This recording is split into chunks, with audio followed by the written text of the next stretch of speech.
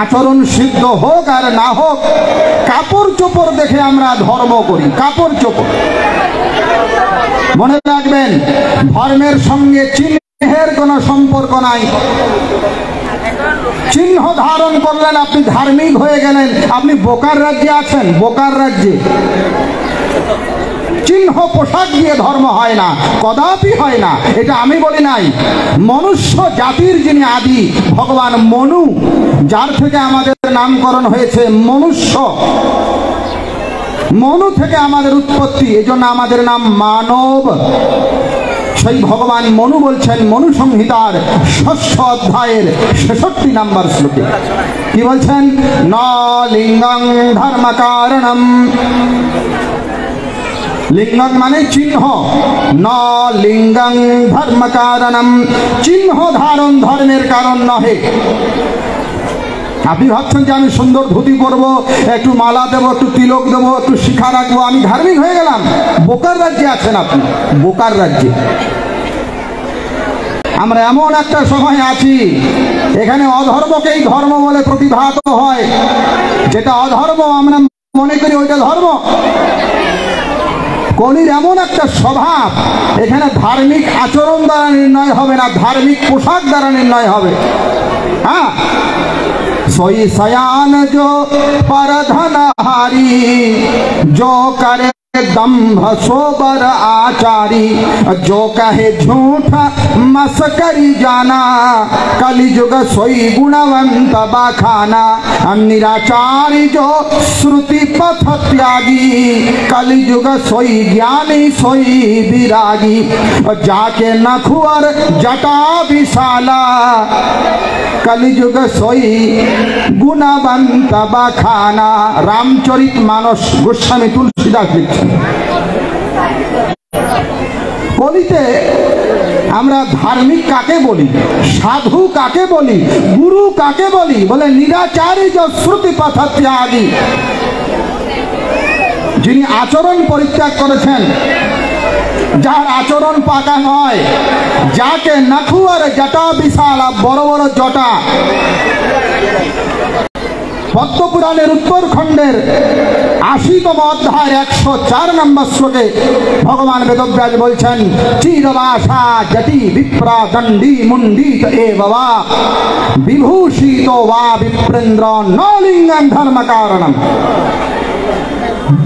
ছেঁড়া কাপড় পরো, মাথায় জটা পাকাও, মাথা মুন্ডন করো, ছাই মাখো, তিলক দাও, বিভূষিত হও, না না না, ন লিঙ্গং, এই চিহ্ন ভিন্ন, এগুলো ধর্ম নয়।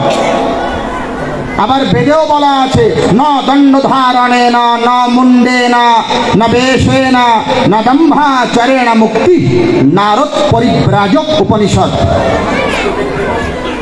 তাহলে পোশাক দিয়ে ধর্ম হবে না, পোশাক দ্বারা ধার্মিক নির্ণয় করা যাবে না। এই ভুলটাই আমরা করছি। পোশাক দেখে আমরা মনে করছি ও সাধু, ও অসাধু, ও ধার্মিক, ও অধার্মিক। কাপড় চোপড় দেখে শ্রী শ্রী ঠাকুর বলছেন না। তিনি কি বলছেন? তুমি প্রাণপণে প্রকৃত হবার চেষ্টা করো। খেয়াল করেন, তুমি প্রাণপণে প্রকৃত হবার চেষ্টা করো। তুমি যেমনতর প্রকৃত হবে, প্রকৃতি তোমাকে তেমনতর উপাধি দেবেন নিশ্চয়। ধর্মটা সাজার বিষয় নয় দাদা মায়েরা, ধর্মটা হওয়ার বিষয়, আচারের বিষয়, আচরণের বিষয়। আপনি যেমনতর হবেন, প্রকৃতি আপনাকে উপাধি দেবে। ঠাকুর একটা চমৎকার উদাহরণ দিচ্ছে, দেখুন।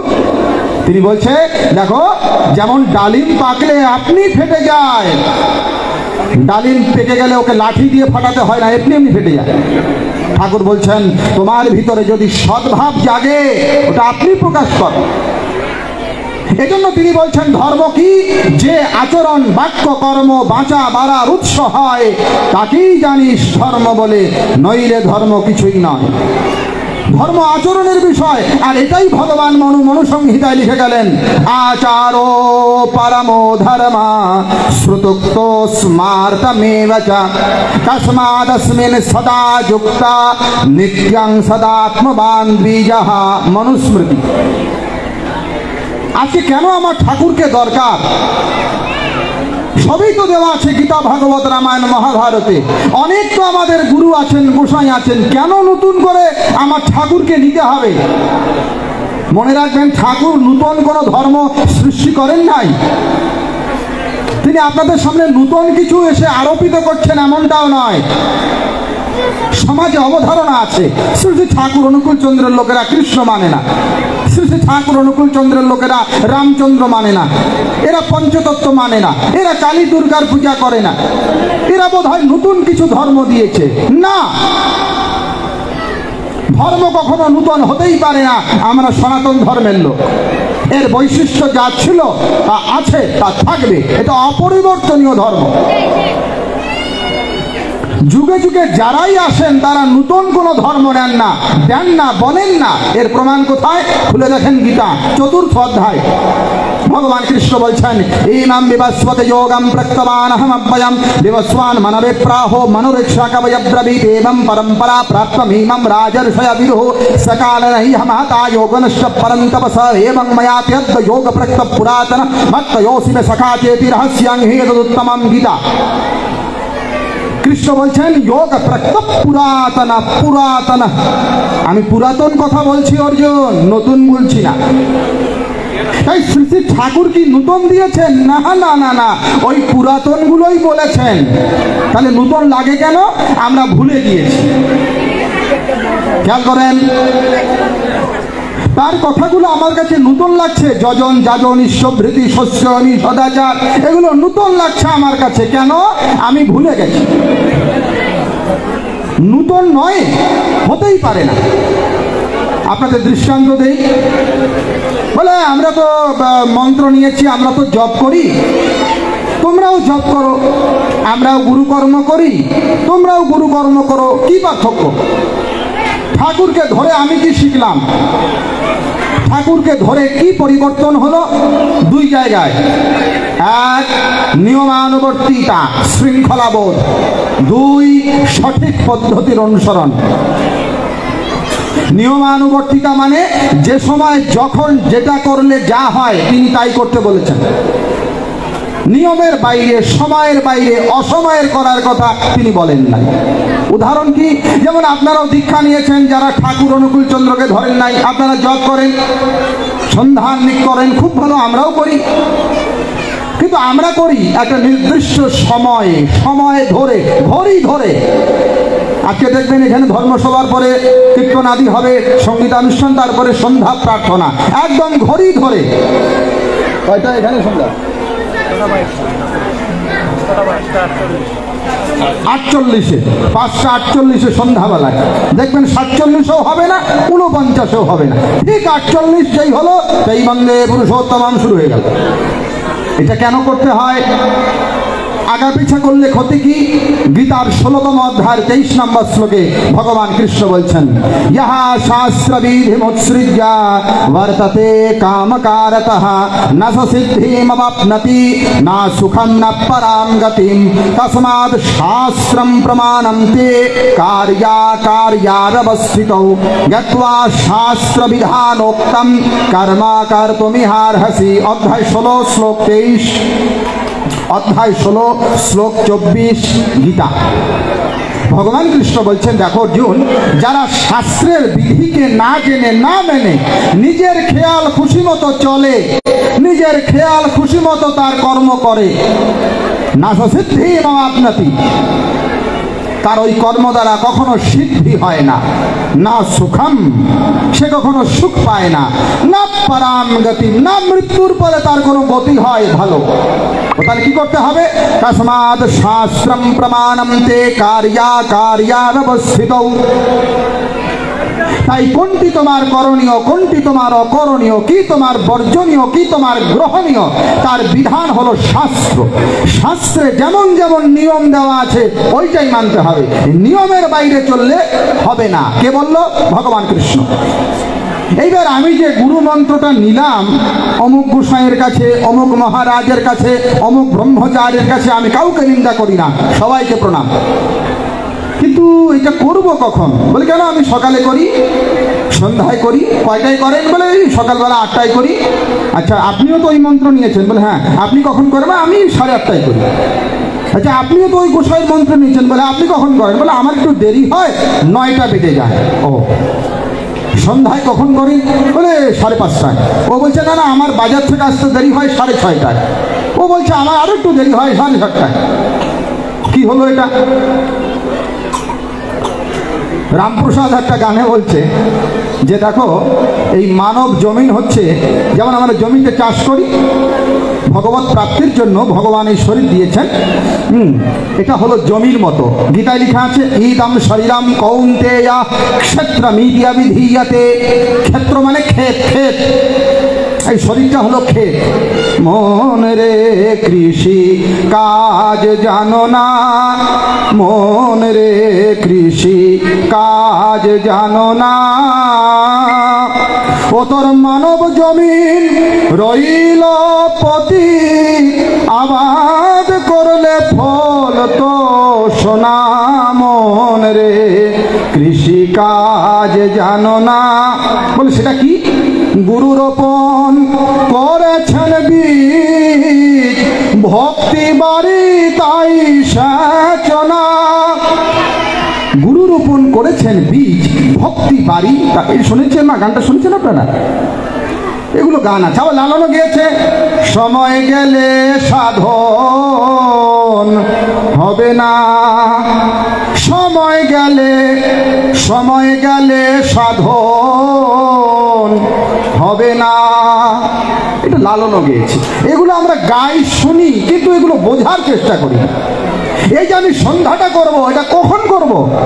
দেবাস্যাচরাত্রেষ্টা সন্ধ্যে সন্ধ্যে বিকীর্তিতা। এই শোনো মা, দেবাস্যাচরাত্রেষ্টা, এটা কে বলছে? ভগবানের বাবা, তার নাম পরাশর। পরাশর সংহিতায়, বৃহৎ পরাশর সংহিতায় ভগবান পরাশর বলছেন কখন সন্ধ্যা করতে হয়। দিবাস্যাচরাত্রেষ্টা সন্ধিহি সন্ধে কীর্তিতা। যেমন দুইটি বর্ণ পরস্পর মিলিত হচ্ছে, দুইটি শব্দ পরস্পর মিলিত হচ্ছে, তাকে আমরা সন্ধি বলি। বাংলা ব্যাকরণে যেমন আমরা বলি না, সন্ধি বিচ্ছেদ করো, বিদ্যালয়, বিদ্যা যোগ আলয় সমান, এগুলো আমরা সন্ধি বিচ্ছেদ করি। তো বলছে এই সন্ধ্যা কথাটা সন্ধি থেকে এসেছে। কিসের কিসের? দিন এবং রাত্রি। দিবাস্যাচরাত্রেষ্য সন্ধিহি। যখন দিন শেষ হবে রাত্রি শুরু হবে, রাত্রি শেষ হবে দিন শুরু হবে। মানে দিন এবং রাত্রি যেখানে সন্ধি হলো, মিলন হলো, ওই মিলন মুহূর্তটা সন্ধ্যা বলে। ওই সময় করতে হবে। আমরা তো ভুলে গিয়েছি 5:30, 6:30, 7:30। ঠাকুর কি করলেন? আচার্যদের শিশু বর্দা কি করলেন? এই ভুলে যাওয়া বিধানকে নতুন করে মনে করিয়ে দিলেন। বাস, আচার্য পরম্পরার মধ্য দিয়ে শিশু বর্দা সময় নির্ধারণ করলেন ভৌগোলিক ক্ষেত্র বিচার অনুসারে কোন সময় কোন জায়গায় এই সন্ধিক্ষণ হয়। ঠিক সেই সময় গোটা চট্টগ্রাম বিভাগের যত সৎসঙ্গী আছে, ঠিক যখন ঘড়িতে ওই সময় হবে, বসে পড়বে।